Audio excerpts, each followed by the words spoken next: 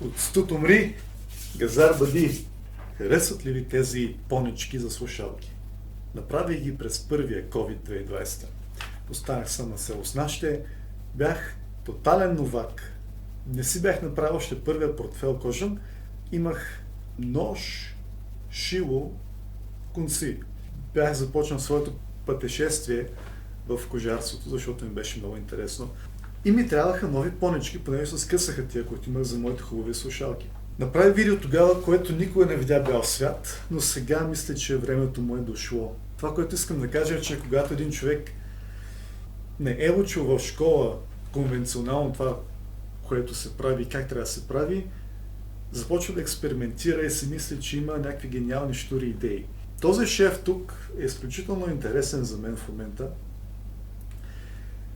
Никой не шие така, който е професионалист, но е много артистичен. Като някой, точно тогава и бях живял дълго време в Виена и там всякакви артисти пресвояваха различни техники, експериментираха с тях, за да направят някакви арт-експозиции.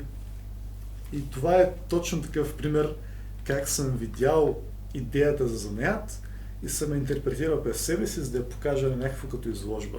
Когато ги правих и ги показах на майка ми, тя възкликна: каква е тази поличка за плъхче, която си направил? Понеже не изглежда като един конус, като поличка.